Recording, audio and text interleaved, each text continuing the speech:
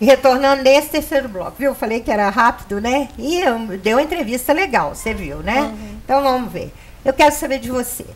Plano, projeto, como é que tá? Juiz de Fora tem um campo bom para psicólogo? Você aconselha todo mundo a fazer psicologia? Como é que é o esquema aí? Vamos lá, Daniela.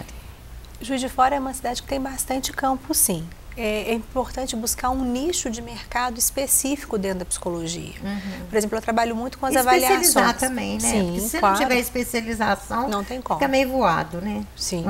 Eu trabalho muito com as avaliações psicológicas. Dentro das avaliações psicológicas, eu trabalho mais especificamente com a questão da cirurgia bariátrica e também com as avaliações dentro, por exemplo, para colocação do argônio, que é um gás que é feito para poder diminuir o espaço entre o estômago e o intestino. Então, também é feita uma avaliação psicológica, tanto para a confecção do argônio, quanto para a cirurgia bariátrica. Trabalho também com a psicologia posterior ao acompanhamento psicológico que o paciente faz depois da cirurgia. Então, são questões bem específicas, bem pontuais. Também... Parece que a pessoa, quando se vê magra, ela pira, né, ou não? Muitos aconteceu isso com um professor nosso, ele largou a profissão. Sim, não é uma coisa incomum, não. Ele queria suicidar, ele queria dar um fim na vida, entendeu? Mas aconteceu o seguinte, a esposa foi muito presente, a família muito presente, e muita oração, mas aí ele tinha aquela coisa de, na crise mesmo, no surto mesmo, ficar até amarrado, dopado, alguma coisa assim, mas ele conseguiu vencer. Hoje ele está noutra profissão, porque ele era, além disso, além de professor, ele era engenheiro também, mas também não quis pegar. Hoje ele ajuda a esposa num fast food, alguma coisa assim. Então, eu acho que deu uma saída para o outro lado, não engordou mais. Muitas pessoas imaginam que o problema delas é a questão da obesidade. A obesidade é como se fosse um sintoma, como se fosse uma febre que te mostra. A Organização de Saúde hoje tem mostrado que é uma patologia, sim, é uma doença. E o que a gente percebe é que, em geral, é como se fosse uma febre, que te mostra que tem alguma coisa a mais por trás. Então, você precisa entender o que é que está por trás da obesidade. Ela é algo significativo, sim. Ela é um dado, né, de que tem alguma coisa a mais acontecendo. A obesidade, por si só, traz uma série de outras doenças, como diabetes, problemas em relação ao colesterol, hipertensão, né, problemas de articulação, principalmente dos joelhos. A articulação não aumenta, o corpo não foi feito para pegar peso, né? Não, 200, a gente tem paciente chegando no consultório com 200 quilos, 150 quilos, e às vezes com 1,60 m, 1,50 m. Isso é falta de autoestima? Estima também baixa, alguma coisa assim? Tem questões genéticas, tem questões de autoestima, tem pacientes depressivos, tem pacientes que foram abusados, tem inúmeros casos, não dá para dizer que é uma questão específica. Tem problemas de alimentação, né? Tem famílias adoecidas. Não.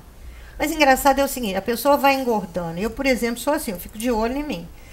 É a melhor coisa. 3 quilinhos a mais, eu já dou um jeito de eliminar. É a melhor coisa. Porque enquanto você está com 3, 4 é mais fácil voltar. É melhor de você voltar do que você inchar, ficar com 100 e tantos quilos e depois falar, agora eu quero emagrecer. O que eu acho que é interessante é você fazer uma pesagem semanal. Aquela coisa de fazer pesagem diária, 2, 3 vezes por dia, eu acho um exagero.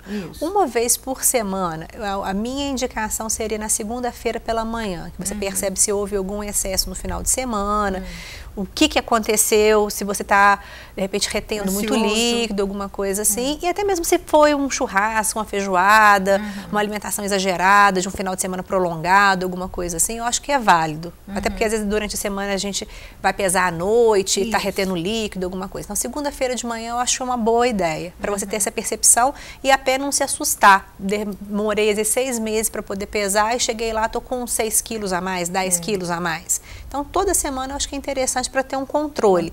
Mas sem desespero, sem essa coisa, não, eu não posso ganhar 200 gramas, 300, não, isso é normal, a variação um pouco mais.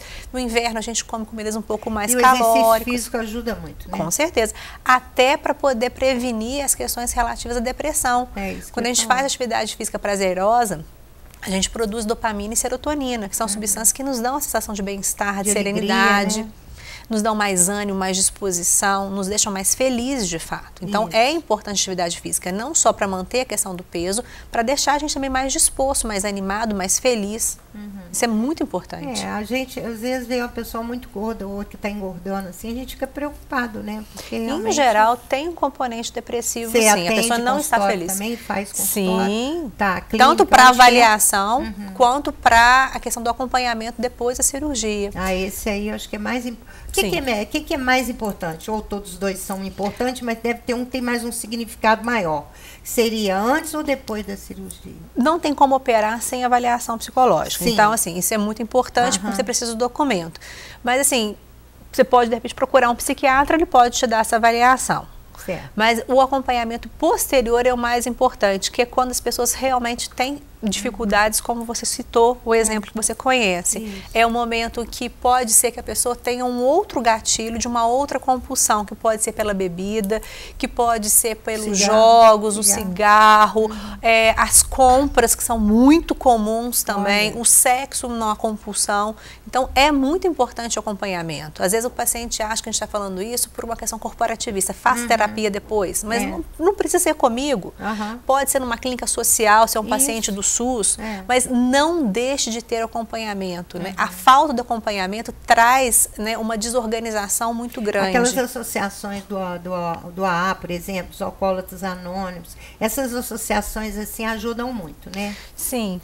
Quando se houver uma questão em relação ao álcool, sim. Isso. Mas, por exemplo, se o paciente já tiver um caso de alcoolismo, a minha indicação é que primeiro ele trate a questão dele com álcool, que ele esteja estabilizado, que ele seja pelo menos há um ano abstinente, bem equilibrado, para depois pensar numa cirurgia. Porque se ele tiver fazendo uso do álcool e tudo mais, bebendo, a tendência é, depois da cirurgia, que ele vai tirar o prazer oral da comida, que ele aumente em muito a compulsão pelo álcool.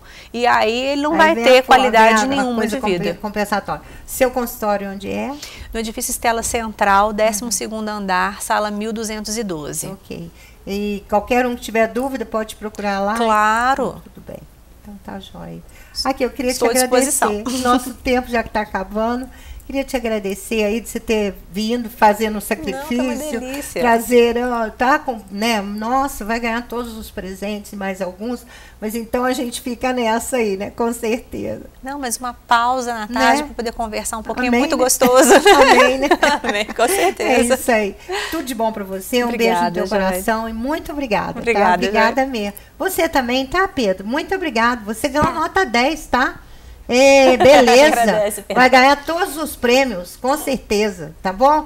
Nós ainda estamos no ar ainda. Mais seguidores no Facebook, né, Pedro? Nós ainda estamos no ar ainda. Vamos lá, então agora eu vou fazer a chamada e vamos despedir. Vamos fazer a chamada depois, tá bom assim? Tá, Pedro? Tá? Então tá. E você, telespectador? Um beijo no teu coração, até o próximo programa, com certeza.